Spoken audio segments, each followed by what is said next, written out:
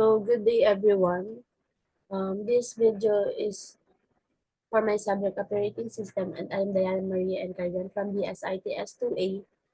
And in this video, we're going to compare Windows 95, Windows 98, ME, XP, Vista, Windows 7, Windows 8, Windows 10, and Windows 11. And we're going to compare those operating systems in terms of the following. Number one, or the first one is vendor support. Pangalawa yung code name, system type, system requirements, application compatibility, backup and restore procedures, and lastly, the installation procedures. So let's proceed sa unang part, which is yung vendor support.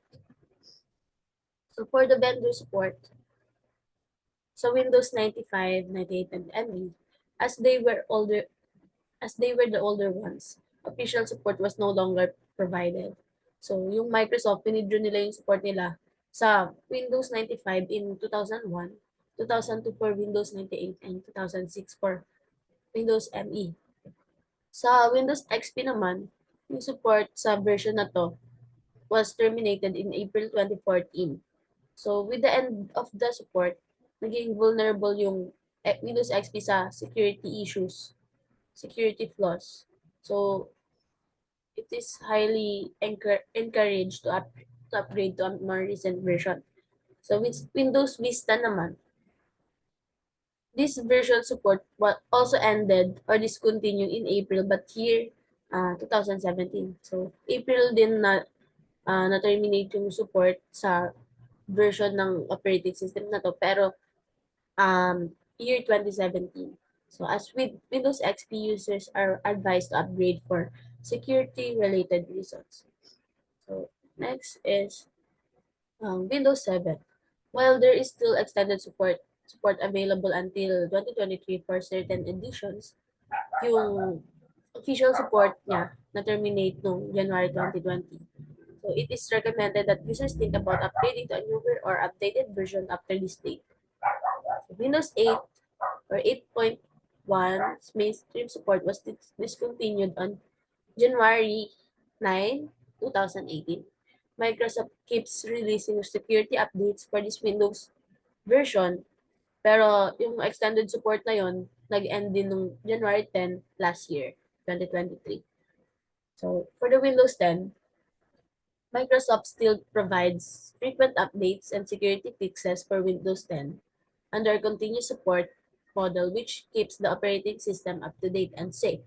So, yung Windows 10 hanggang ngayon, supported pa rin siya ng Microsoft, pero eventually, it will come to an end kasi 2024 ata yung end date ng support for Windows 10. And for Windows 11, Microsoft is still providing an ongoing support for Windows 11. And this is the most recent version ng Windows operating system. So next is their code names. So we have Chicago for Windows 95, Memphis for Windows 98, Millennium for Windows ME, and for Windows XP, we have Whistler, yung code name niya, and Longhorn sa Vista, Blackcomb and later replaced by Vienna sa Windows 7, and Blue for Windows 8 or as is, and for Windows 10, Threshold, and Sun Valley sa Windows 11. So let's proceed sa system type or architecture. With Windows 95, which introduced a 32-bit architecture, Microsoft went through an enormous transformation. So consequently, the operating system could leverage the enhanced capabilities of 32-bit CPUs and access larger amounts of memory. So with Windows ME or yung Millennium Edition and Windows 98 were installed on top of this 32 base. Kaya magkakasama siya dyan. So sa Windows XP, an interim operating system known as Windows XP marked the transition from mostly 32-bit to both 32-bit and 64-bit systems. Microsoft first published Windows XP Professional X64 Edition to accommodate 64-bit CPUs, although it was initially only available in 32-bit versions. Windows Vista and 7. Microsoft released Windows Vista along with 32 and 64-bit versions of its operating systems. And dahil sa dual approach ng architecture na yun, yung mga users may install the version that best suits their hardware. Kasi merong hardware na pwedeng 32 or 64 or both. So the 64-bit version offered faster performance as well as compatibility for larger RAM addresses. Windows 8, 8.1, 10, and 11. With Windows 8 and later releases, kagaya ng Windows 10 and 11, nag-start yung Microsoft na i-emphasize yung 64-bit architecture more and more. Although 32-bit versions remained accessible kasi meron pa rin mga 32-bit na laptops, na hardware devices. The industry continued to shift toward 64-bit computing. So yung mga latest na hardware or laptop, more on 64-bit CPUs na siya. So, system requirements. Sa Windows 95, at yung processor niya at least 386 DX or higher. 4 MB RAM yung minimum requirement, pero 8 MB yung recommended. 50 to 55 MB yung hard disk space and VGA graphics card for the graphics. Windows 98, processor at least 486 DX or 66 MHz, 16 MB minimum RAM with 24 MB recommended, 195 hard disk space, 195 MB hard disk space, and VGA graphics card for the graphics. So Windows ME, Pentium processor or any equivalent processor sa Pentium. Plus, we have 32 MB sa RAM, hard disk space of about 320 MB, and VGA graphics card para sa graphics.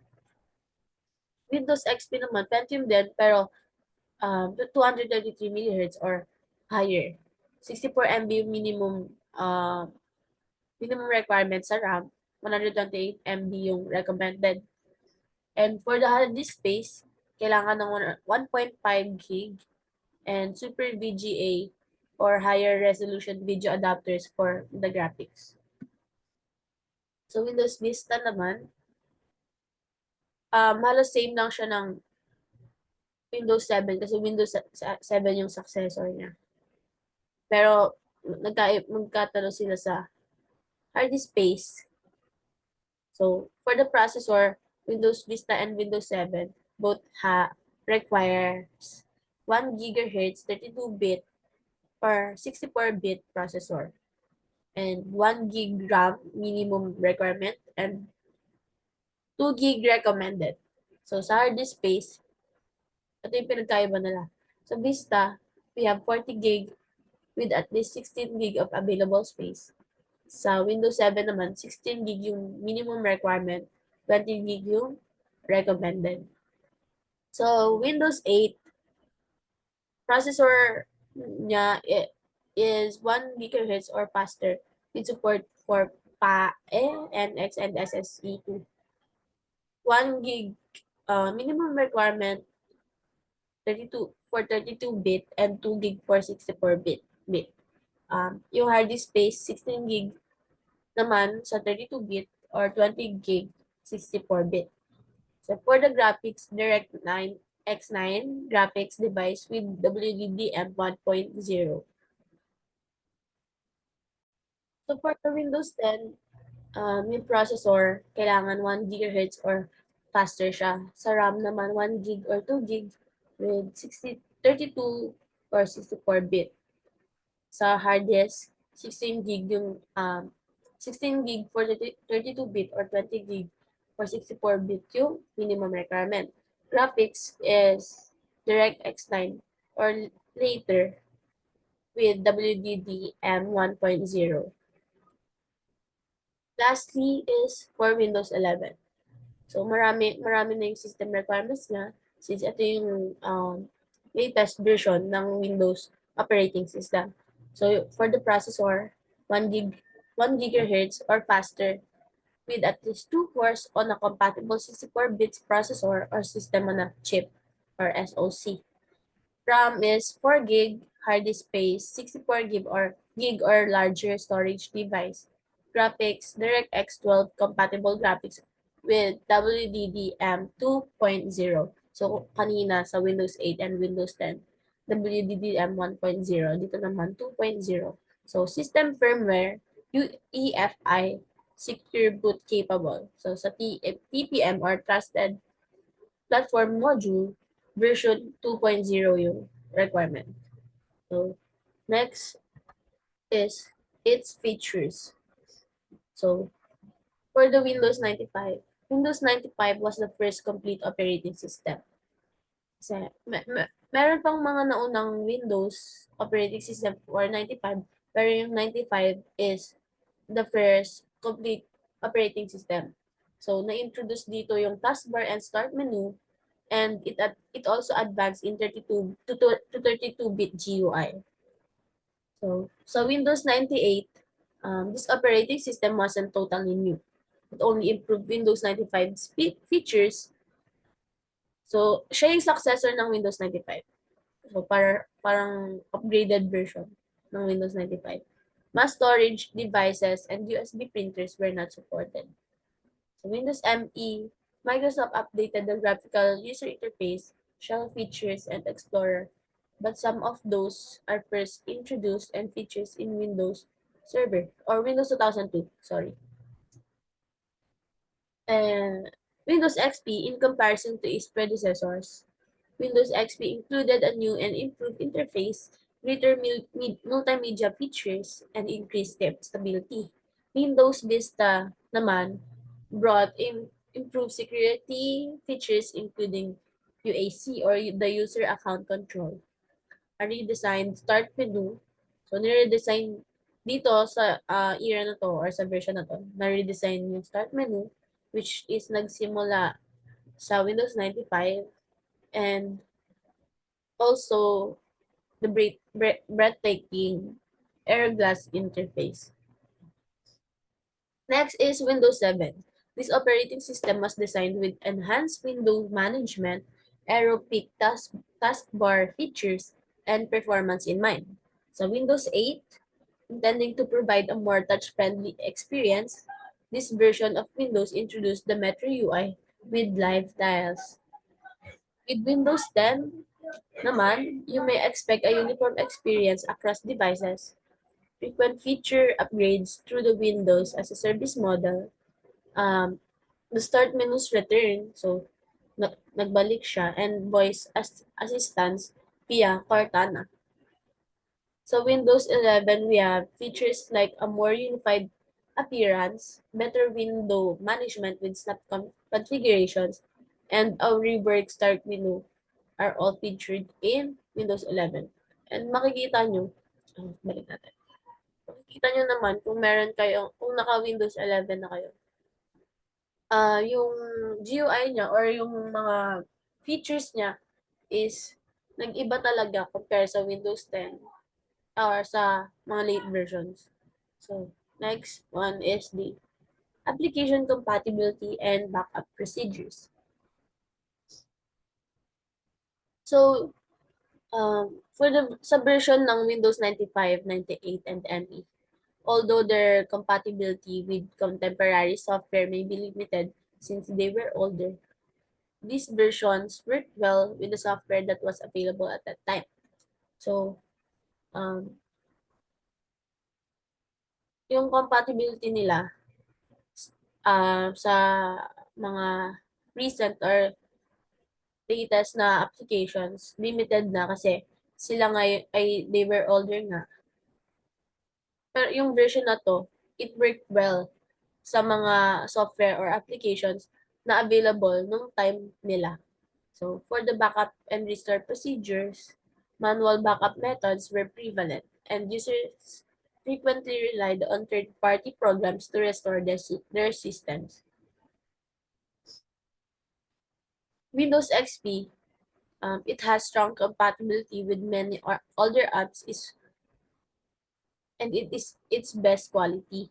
One of the most popular Windows version is now Windows XP. So for the restore procedure, for the backup and restore, system restore was introduced, allowing users to restore the system to a prior state if problems develop. This functionality enabled data and system recovery. So Windows Vista naman, there have been some documented compatibility issues as a result of substantial modifications to the operating system's design. But with time, advancements were made. And so Windows 7 naman, since siya yung successor ng Windows Vista, building upon Windows Vista's framework, Windows 7 further enhanced compatibility, making it a well-liked option for users migrating from XP to Vista. So, yung mga users na nag-upgrade from XP to Vista, naging option yung Windows 7 kasi parang, ano siya upgraded version na siya ng Vista. So, for the backup and restore procedures, improved backup tools were featured sa Windows Vista, as well as new capabilities such as file history for data backup. These programs let users protect their documents and restore them in the event of data loss. So Windows 7 naman, in addition to adding features like libraries and home group for better data sharing and administration, backup processes were further improved. So Windows 8, due to the transition to a new UI, there were some compatibility concerns. However, however, efforts were made to improve compatibility with subsequent versions. Sa restore and backup procedure, users can automatically backup and restore previous versions of file with the help of featured file history, and additionally improved recovery options and backup of the entire system image were included. In Windows 10 naman, compatibility settings and upgrades to support a wide range of apps were developed to improve compatibility even further. So, sa restore and backup procedures, enhanced recovery options, full system image backups, and file history are present similar to those found in Windows 8. So, yung Windows 10, meron rin siyang full system image backup, file history, kagaya dun sa Windows 8. So, customer make synchronized settings and preferences across devices thanks to the focus on cloud connection and Microsoft accounts. So, Windows 11, like earlier editions, made an attempt to maintain compatibility with a wide range of apps. Microsoft Store remained a primary distribution point. So, better backup and restore solutions are anticipated to keep up the trend. Users may anticipate improved data backup and recovery. So, let's proceed sa next one. Next one. And ito na yung installation. So, with Windows 95, 98, and ME, floppy disk or CD-ROMs or CD-ROMs were used for installation of Windows 95, 98, and ME. Users were prompted with a setup wizard that guided them through critical configuration tasks as soon as their PC booted from the installation disk. So Windows XP naman, a change towards a more user-friendly installation process was introduced in Windows XP. The process was made simpler by the graphical setup interface, which nag-offer ng choices para sa user account creation, product key entry, hard disk formatting, and regional preference settings. So Windows Vista naman and 7, the trend of user-friendly installations, which are frequently started from DVDs or USB drivers, was was carried over by Windows Vista and 7. So Windows 8, the installation process in Windows 8 was significantly altered. So the introduction of dito yung introduction ng Metro UI configuration, and it resulted in a new visual experience as well as customization choices during account creation. So next is Windows 10. Since um, meron tong dual installation approach, Windows 10 enabled both clean installs via installation media and in-place upgrades. So Windows 11, before upgrading to Windows 11, ensure compatibility by checking system requirements and enabling TPM 2.0 in the BIOS system and back up your data. So that's the last one for the installation, and um, that's all for this video, and thank you. Thank you for listening. Again, I'm Diana Marie and carry on from the SITS2A, and this video is for the subject operating system.